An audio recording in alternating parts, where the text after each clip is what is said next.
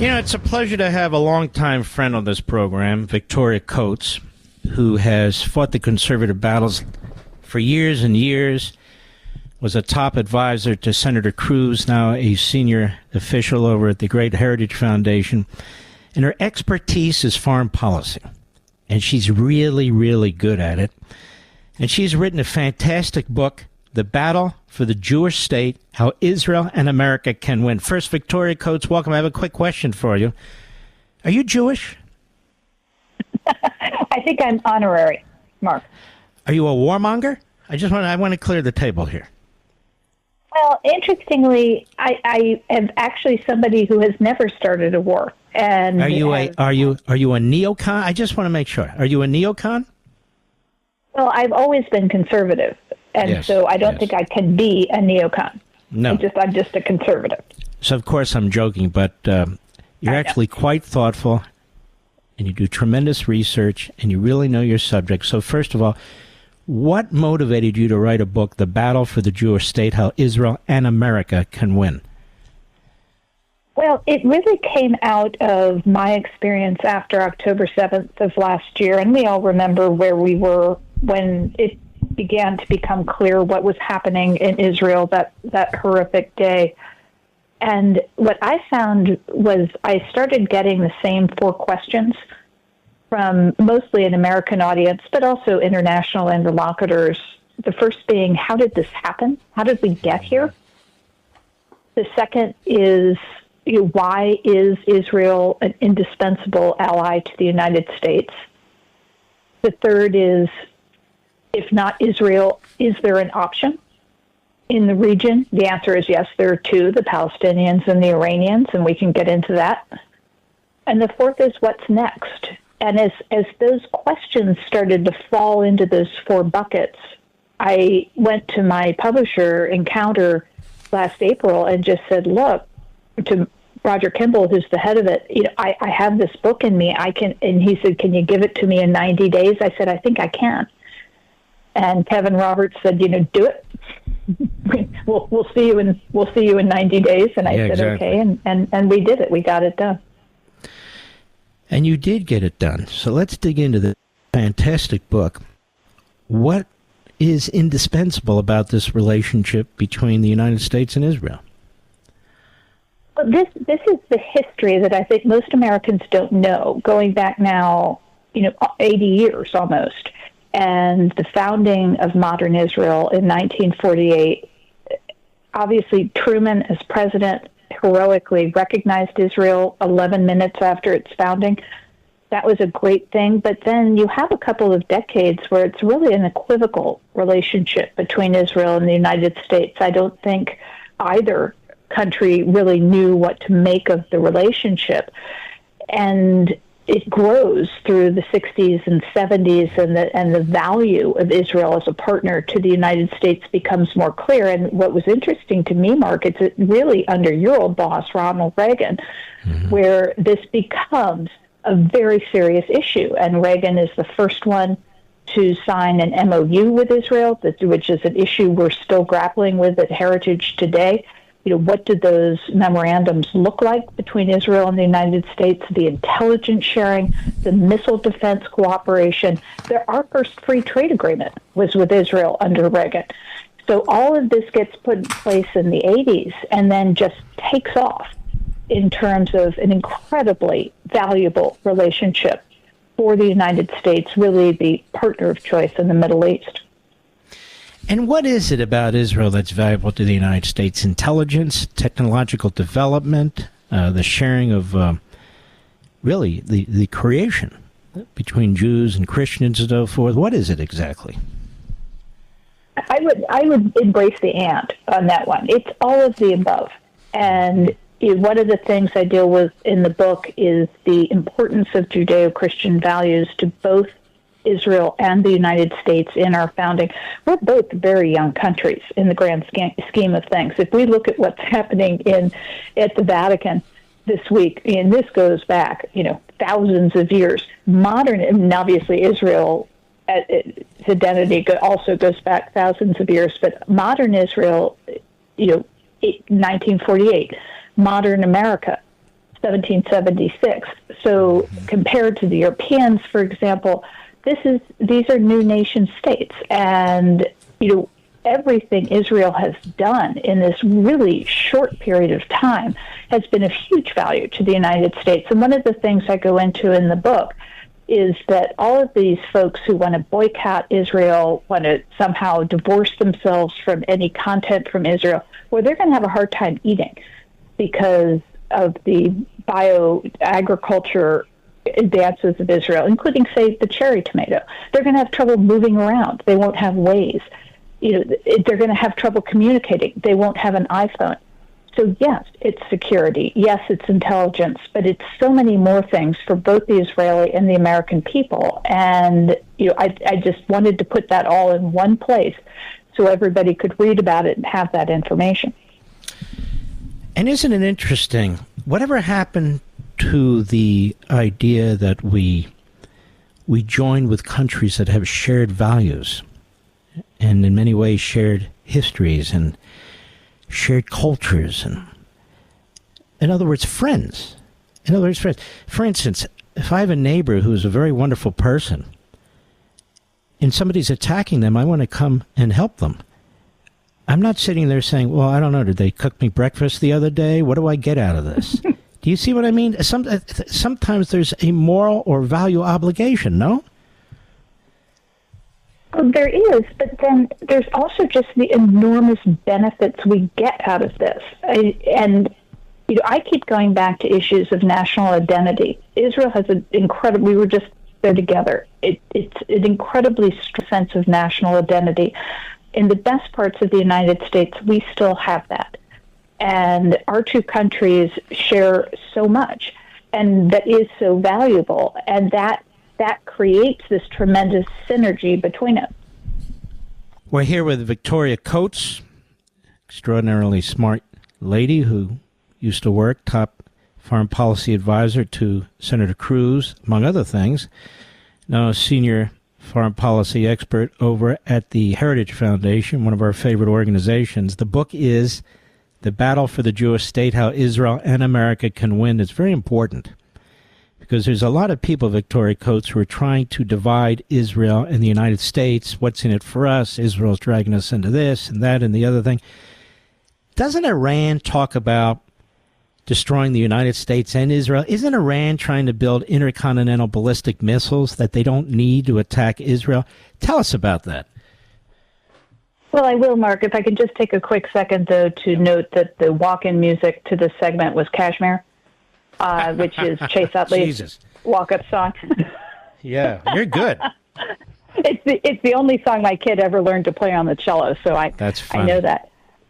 Yeah, special time. But no, this is the critical thing. Is there is this narrative that is gaining traction, unfortunately, on the right, that Israel's going to drag the United States into war over Iran.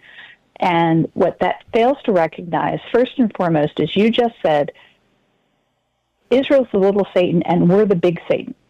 So we can abandon Israel. And Iran, I don't think they would actually succeed, but if Iran somehow destroyed Israel, they're not going to then turn to baking cookies. If you're battling Satan, you're going to get the little Satan, then you're going on to the big Satan. We're next. So if we permit a nuclear Iran, what we're permitting is the targeting of America with that.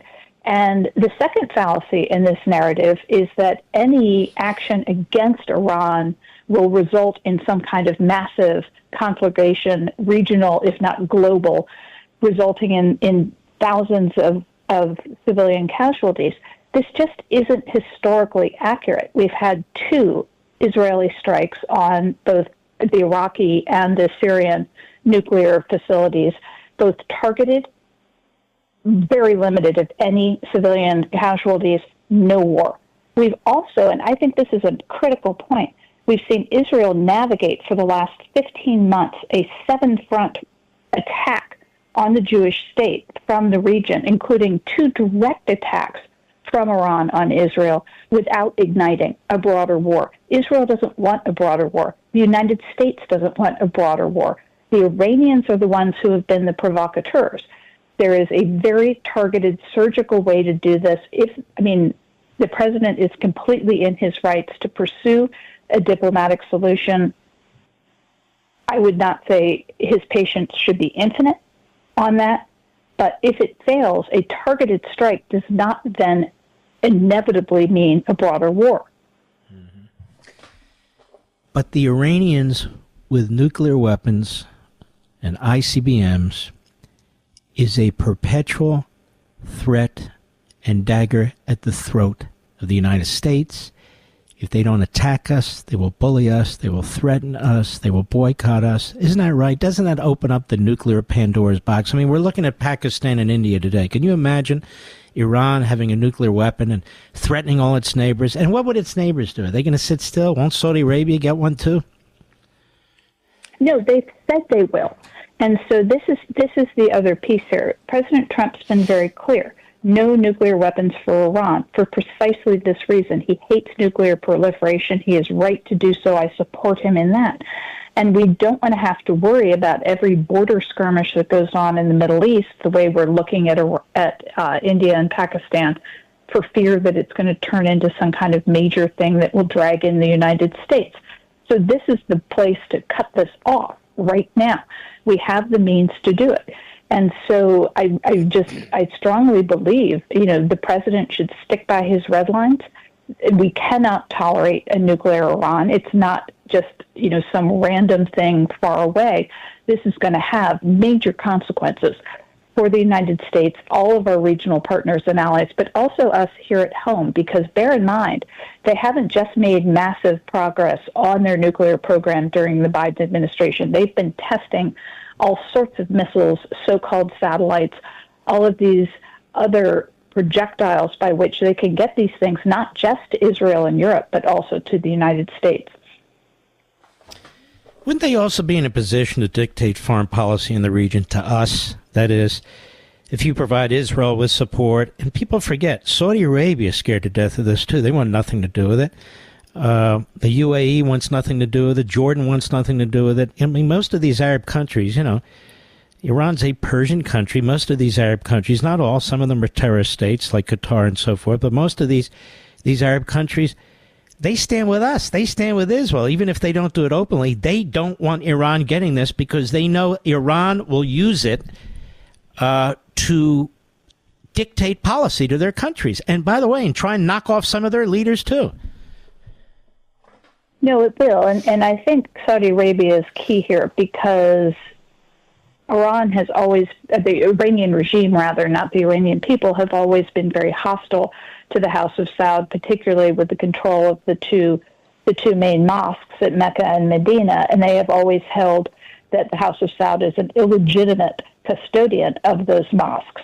So, in a way, you look at that nuclear threat, it first would be turned on Israel. It will second be turned on Saudi Arabia. And in a funny way, that actually provides an opportunity for closer cooperation between Israel and Saudi Arabia. I know we're all very interested in the president's trip next week. I think it's absolutely the right message that this first president to have two first foreign trips abroad. I remember when we were planning the trip in 2017, which went from Riyadh, involved the first flight of Air Force One from Riyadh to Tel Aviv, a direct flight, and refused to mask that with some sort of stop-off. It was very important to the president that he go from one to the other, that we're going to reprise that trip to Saudi Arabia next week. And it reinforced the importance of that relationship.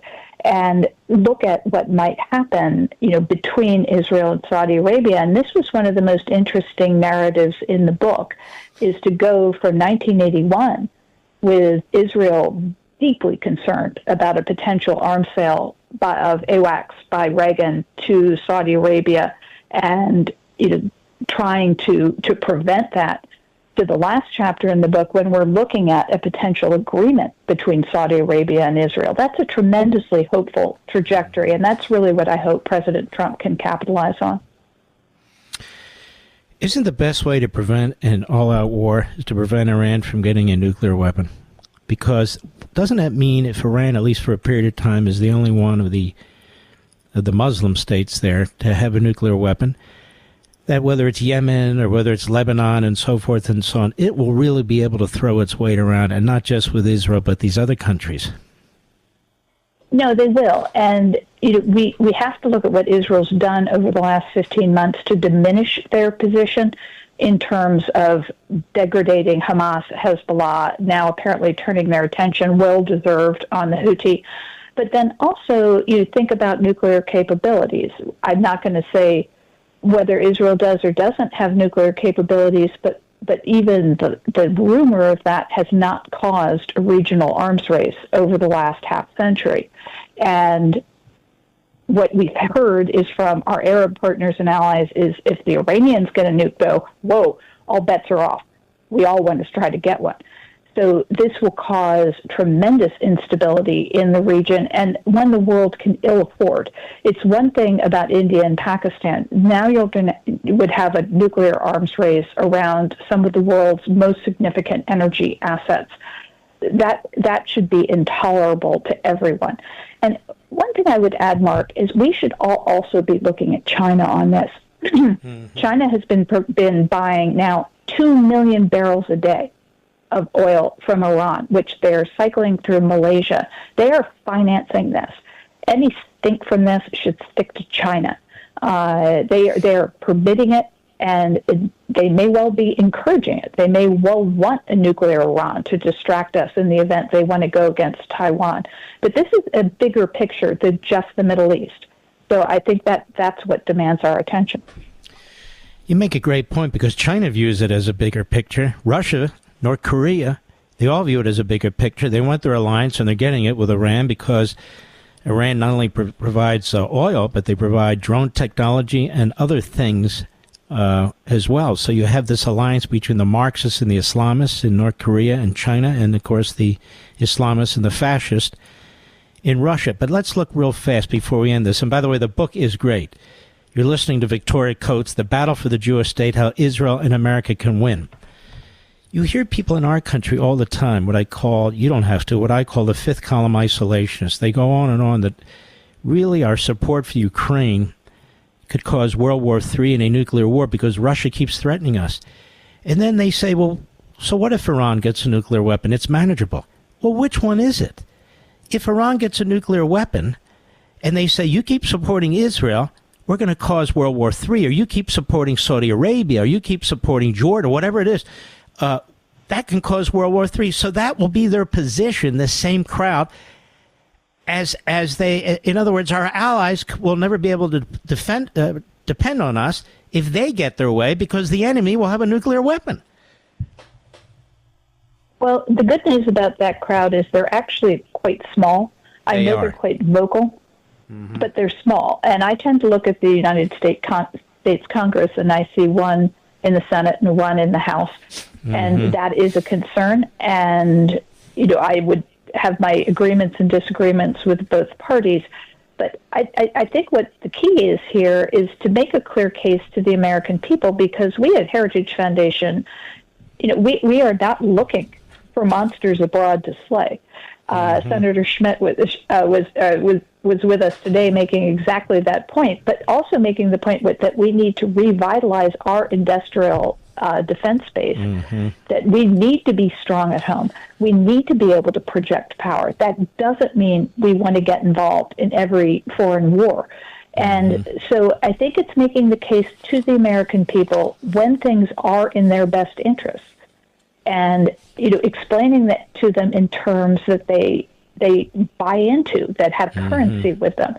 And if you do that, and you're not constantly advocating for engagement in places that are not in our vital national security interests, we can have tremendous success globally. We can have the next American century. I believe this passionately, and I think Israel is a critical part of that, as are our other Arab, Middle Eastern partners and allies.